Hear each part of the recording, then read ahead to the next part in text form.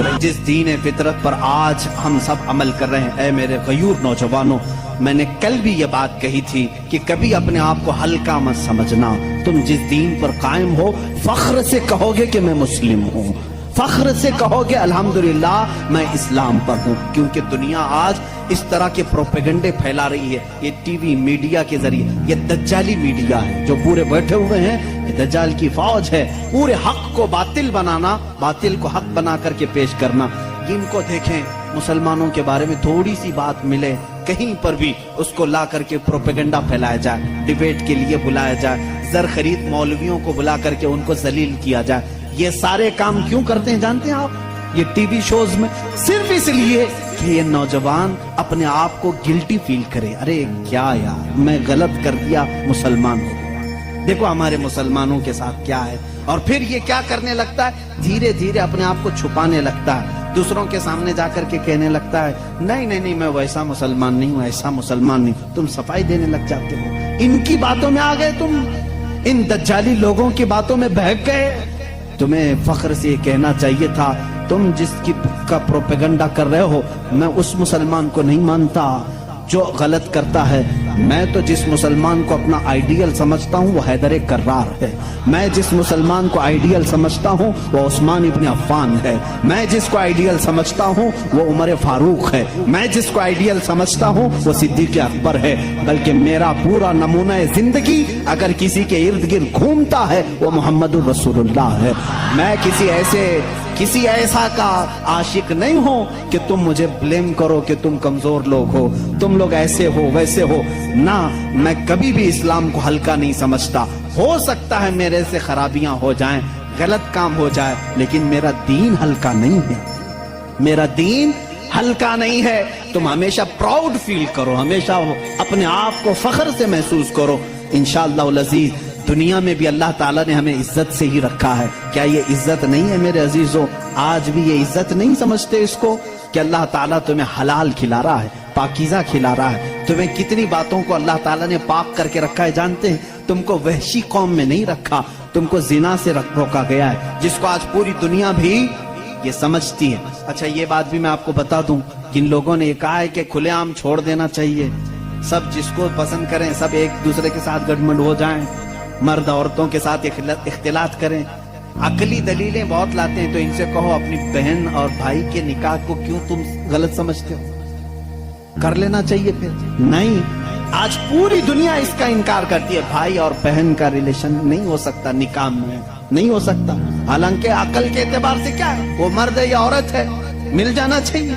नहीं तस्लीम करते. ये फिर हमको कहते नहीं अखलाक ऐसे नहीं है कि बहन के साथ निकाह नहीं करना चाहिए.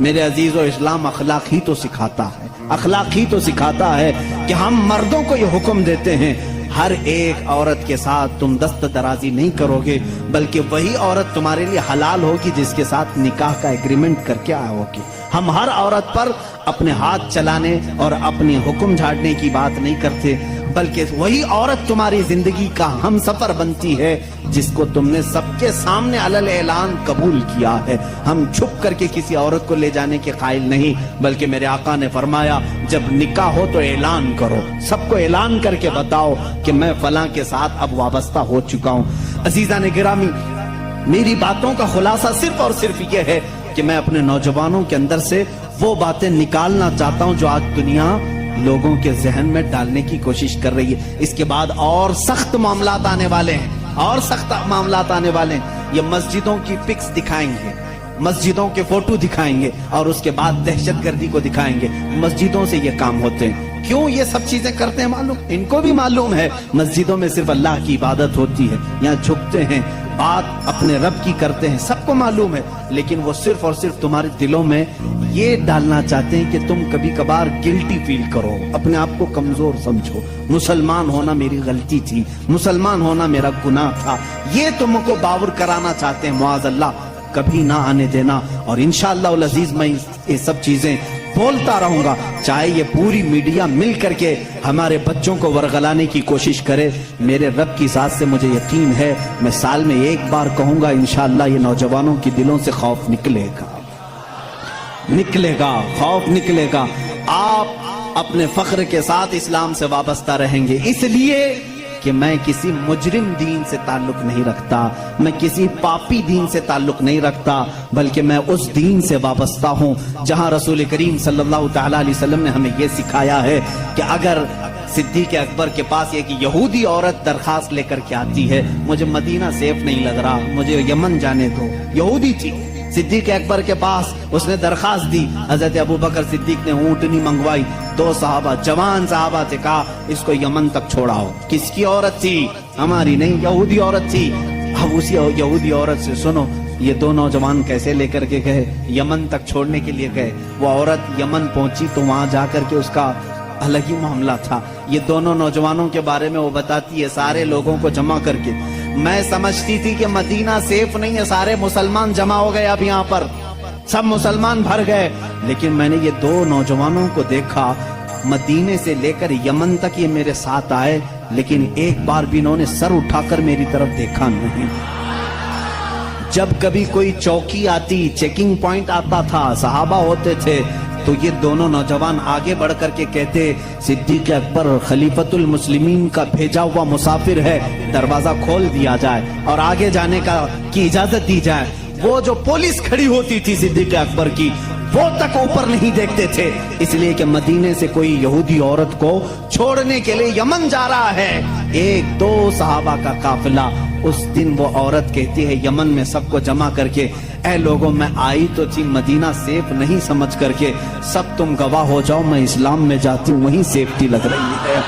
ہمیں وہ معاشرہ میرے رسول نے عطا کیا ہے۔ رسول کریم صلی اللہ تعالیٰ علیہ وسلم نے گرتوں کو سنبھالا ہے، اٹھایا ہے، ایک مقدس معاشرہ ہمیں دیا ہے۔ سود کا خاتمہ میرے آقا نے کیا، اور وہ بھی عرفات کے میدان میں کھڑے ہو کر کے حضور نے فرمایا یہ سود کی جہالت میں اپنے پیروں سے رونتا ہوں۔ میرے آقا نے کیا فرمایا؟ سود کو میں رونتا ہوں، جس کو آج الگ الگ نام دے رہے ہوں گے، بڈی کہو، بیاج کہو، یہ حضور اکرم نے منع فرما دیا، رسول کریم صلی اللہ علیہ وسلم نے۔ اور آج یہ ترقی یافتہ دنیا جس کو آج کہہ رہے ہیں، چاہے وہ امریکہ ہو، اسرائیل ہو، یورپ ہو، یہ سب کے سب آج سودی نظام پر چل رہے ہیں، پورا کا پورا۔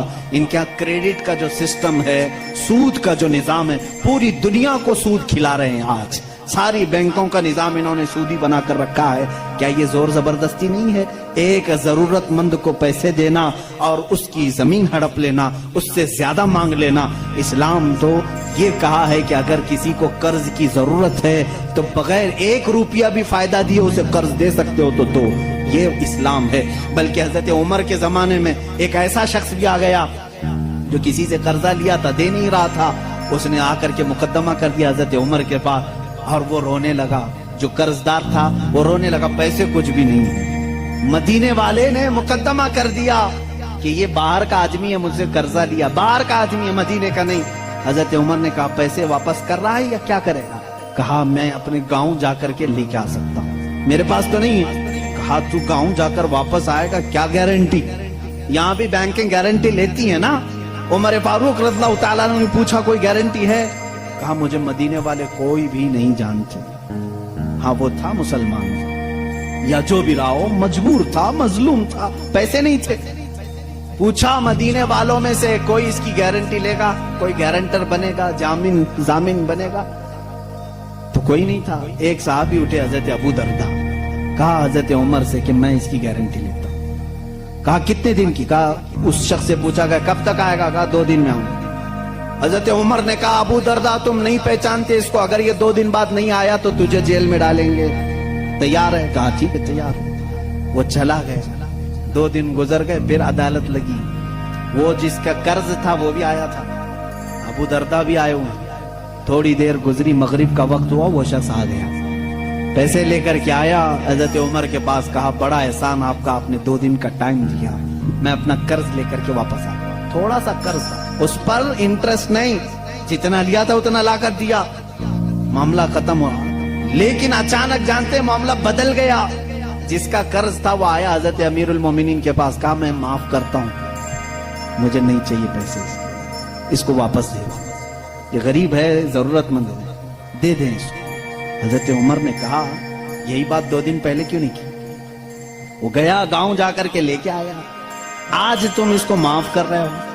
کہا امیر المومنین سے امیر المومنین میں گھر گیا تو اس کے بعد مجھے ایسا لگا دل میں کہ ایک مجبور جو قرض میں پھنسا ہوا ہے، اگر میں آج معاف نہیں کرتا تو کہیں دنیا یہ تانا نہ دے دے کہ محمد کے غلام معاف نہیں کرتے۔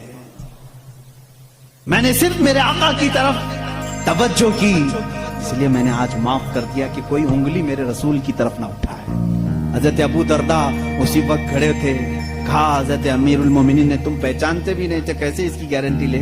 انہوں نے بھی یہی کہا، امیر المومنین دیکھا مجمع سناٹا ہے، کوئی نہیں اٹھ رہا، میں صرف اس لیے اٹھا کہ بعد میں دنیا یہ نہ کہے کہ محمد کے غلاموں میں دوستی یاری بھی ختم ہو چکی ہے، مدد کرنے کا جذبہ ہی ختم ہو گیا ہے، اسی لیے میں کھڑا ہو گیا کہ جانتا ہوں یا نہیں جانتا ہوں میں مدد کے لیے کھڑا تو ہو جاؤں، کہیں میرے نبی کو کوئی یہ نہ کہہ دے۔ وہ شخص جو قرضہ لے کر کے آیا، امیر المومنین نے اس سے پوچھا، آخر تو گیا تھا، جا سکتا تھا، غائب ہو گیا، تجھے کون پکڑنے آتا؟ اس نے کہا، امیر المومنین 2 دن سے اسی بے چینی میں تھا، چاہتا تو بھاگ جاتا، اسی لیے لوٹ آیا کہ بعد میں دنیا یہ نہ کہے کہ محمد کے غلام وعدہ خلافی کرتے، غدار نہ کہیں رسول کے غلاموں کو، اس لیے ہم لوٹا۔ میرے نبی نے وہ اسلام دیا، سود کے نظام کو ختم فرمایا ہے، اور حضور صلی اللہ علیہ وسلم نے فرمایا زور زبردستی کسی پر نہیں، ہمارے ہاں کسی کالے پر کسی گورے کو فضیلت نہیں، کسی لمبے کو کسی ناٹے پر فضیلت نہیں، کسی بھی بڑے آدمی کو امیر کو غریب پر فضیلت نہیں، بلکہ ہمارے ہاں فضیلت اگر ہے کسی کو صرف تقویٰ اور پرہیزگاری پر ہے۔ آج جو اسلام پر پھونکتے ہیں وہ اپنی زمین نہیں سنبھال پا رہے ہیں۔ امریکہ میں کالے گورے کی لڑائی آج بھی چل رہی ہے، آج بھی چل رہی ہے، رائٹس اتنے ہیں، گورے کالوں کو مار رہے ہیں، کالے گوروں کو مار رہے ہیں۔ تم 14 صدیوں کے بعد اس ترقی یافتہ زمانے میں کالے گورے کا فرق نہیں مٹا سکے، وہ حبیب کائنات صلی اللہ علیہ وسلم 14 صدیوں پہلے ہی نہایتی حبشہ کے رہنے والے کالے لوگوں میں سے ایک بلال کو خانہ کعبہ کی چھت پر چڑھایا اور دنیا کو یہ بتایا کہ وابستگی اگر نبی کے غلامی کی ہو جائے، رسول کے دامن سے کوئی وابستہ ہو جائے تو اس کا مقام صرف یہ قالین فرش نہیں بلکہ کعبہ کی چھت بھی اس کے قدموں کے نیچے ہوتی۔ ہمارے حضرت بلال حبشی کو حضور نے چڑھایا کہ نہیں چڑھایا؟ فتح مکہ کے دن حضرت ابو بکر تھے، حضرت عمر تھے، حضرت عثمان تھے، حضرت علی تھے رضوان اللہ علیہ مجمعین، ان میں سے کسی کو کھڑے کر کے کہتے چڑھو اوپر اذان دے دو؟ نہ، حضرت بلال کو کیوں کہا؟ پوری دنیا کو یہ بتانے کے لیے امیری غریبی غلام آقا کا فرق اسلام نے مٹا دیا، اب آقا وہ ہوگا جو رسول کا غلام ہوگا۔ عزیزان گرامی وقار، اسلام اس دین کو کہتے ہیں جس میں اونچ نیچ کا فرق نہیں، جہاں امیری غریبی یہ سارے سسٹم نہیں، یہ کاسٹزم کہاں سے اسلام میں نہیں۔ اگر تم برادری کے فرق کرتے ہو تو یہ جہالت ہے، ہمارے یہاں ان تمام چیزوں کی مذمت کی گئی ہے، اور یہ اسلام پر پھونکنے والے لوگوں سے پھر میں کہتا ہوں ذرا اپنے دامن میں جھانک کر کے دیکھ لو، آج بھی تمہارے ہاں مار توڑ ہے، اس برادری کا آدمی اس برادری سے شادی نہیں کر سکتا۔ ارے راجستھان میں آج بھی ہے، چھوٹی برادری والوں کو اگر وہ آ کر کے پانی کے گلاس کو ہاتھ بھی لگا دیے تو ان کا گلاس توڑ دیا جاتا ہے، آج بھی ہے۔ دلت لوگوں کے ساتھ آج بھی یہ ناانصافی ہے۔ ہندوستان کی بات کر رہا ہوں، اور اسلام اس دین کو کہتے ہیں جہاں سب امیر غریب ایک ہو گئے۔ اسی لیے شاعر نے کہا تھا، شاعر مشرق نے، کہ آ گیا عین لڑائی میں گر وقت نماز، یہ اسلام کا فلسفہ ہے۔ آخری میں سمجھا رہا ہوں، اسلام کی ایکویلٹی کو، مساوات کو تم کیا سمجھ سکو گے؟ آج یہ جو برابری کے حقوق کی بات کرتے ہیں، میں ان سے کہتا ہوں ذرا کبھی کسی دلت کو پنڈت بنا کے دکھاؤ، کسی دلت کو، کسی ایس سی ایس ٹی کو تم اپنے مندر کا پجاری بنا کے دکھاؤ، نہیں، اب شگن ہو جائے گا، اب شگن ہو جائے گا۔ اس کو تو حق نہیں، دلت کو حق نہیں ہے کہ وہ دھارمک چیزیں، بلکہ اتر پردیش میں ایک ایسے پروفیسر بھی ہیں، میں جب دلی گیا تھا وہاں پر اس کے بیٹے سے ملاقات ہوئی تھی، انہوں نے کہا تھا وہ اس کے باپ سنسکرت کتنے سالوں سے پڑھ رہے ہیں اور پڑھا رہے ہیں، لیکن ہمیشہ گاؤں والے مارتے ہیں کہ سنسکرت زبان صرف برہمن لوگ پڑھ سکتے ہیں، تو دلت ہے۔ یہ کاسٹزم یہاں پر بھی چل رہا ہے، اس کے خلاف کیوں نہیں کوئی قانون لاتے؟ مندروں میں पुजारी और पंडित दलित बिरादरी के भी लोग होना चाहिए। ये मैं उनकी तरफ से आवाज उठा रहा हूं। लाओ तुम, आओ इधर मस्जिद के मुसल्ले पर देखो। मस्जिद के मुसल्ले के लिए कहीं पर भी ये शर्त नहीं खान होना चाहिए, पठान होना चाहिए, बल्कि यहाँ पर शर्त ये है हाफिज कुरान हो, बस वो हमारे सरों के लिए इमाम है, वो हमारी नमाजों का इमाम है। अगर इल्म दीन मुस्तफ़ा है वो हमारे नमाजों का इमाम है। अगर वो तकवा व तहारत तजवीद को जानता है वो हमारा इमाम है। शरीयत सिर्फ इतना कहती है ईमान हो, बाकी किसी भी बिरादरी का हो, ईमान हो किसी भी बिरादरी का हो, वो इमाम बन सकता है। मस्जिद के मुसल्ले पे भी चढ़ सकता है, मिंबर पे भी चढ़ सकता है, कुरान भी पकड़ सकता है, बल्कि तुम्हें फतवा देने की अथॉरिटी भी रखता है, फतवा देने की अथॉरिटी भी रखता है। जानते हैं हमारे कुछ मुफ्तियान कराम अभी माजी करीब में गुजरे हैं, आज अब भी एक बहुत बड़े फकीह मौजूद हैं, मैं नाम जिक्र नहीं करूंगा, बहुत बड़े फकीह हैं जिनकी ताजीम खुद मुर्शिद गिरामी हुजूर ताजुश शरिया फरमाया करते थे, वो आज भी मौजूद हैं, लेकिन वो एक पंडित के बेटे हैं, वो पंडित के बेटे हैं। शुरू में खुद उनकी घर के माहौल ऐसे थे, पूरे हिंदुआना रस्म रिवाज थे, लेकिन मुजाहिद मिल्लत का काफिला आया था, वो ईमान लाए और दरसे निजामिया पढ़ा, आलिम बने, मुहद्दिस बने, फकीह बने। आज उनकी पोजीशन ये है 60 मुफ्तियों के बीच में बैठ करके वो फतवा देते हैं। ये इस्लाम है, ये इस्लाम है। हम छोटी बिरादरी, बड़ी बिरादरी, ये बीच की बिरादरी नहीं। अगर ईमान है तो तू हमारे सर का ताज है। अगर तेरे दिल, मुझे यहाँ क्यों बिठाया, कभी मेरे सुनने वालों ने ये नहीं पूछा कि तुम्हारी बिरादरी क्या है, कभी नहीं पूछा, बल्कि इन्होंने सिर्फ यही देखा है कि बोलता तो नबी की बात है, बस इतनी काफी है।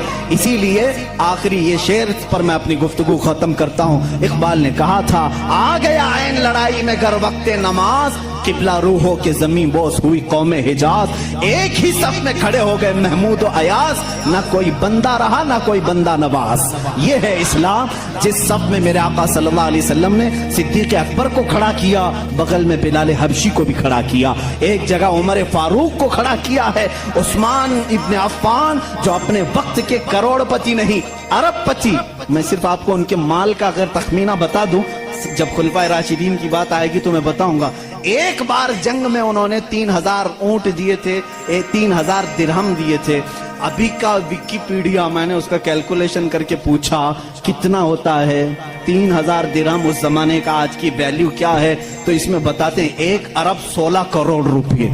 एक वक्त में दान करने वाला उस्मान इब्न अफ्फान, एक वक्त में खैरात करने वाला, 1 अरब 16 करोड़ रुपए खर्च करने वाला उस्मान इब्न अफ्फान उसी सफ में खड़ा है, और बगल में वही अली खड़ा है जो दिन में 2 दिरहम कमाया करता, रज़वानुल्लाहि ताला अलैहिम अजमईन। इस फर्क को मिटाने का नाम इस्लाम है। मेरे अजीजों, इस्लाम को पढ़ो, समझो। मैं उनको भी दावत फिक्र देता हूँ, यूं ही भौंकना अच्छी बात नहीं। बिजली आती है तो कुत्ते भी भौंकने लगते हैं, उन्हें क्या पता कि बिजली क्यों चमक रही है, अरे बारिश आने वाली है, उन्हें नहीं मालूम। इसी तरह मैं उनको दावत फिक्र देता हूँ, उठाओ इस्लाम को, मेरे आका की सीरत को।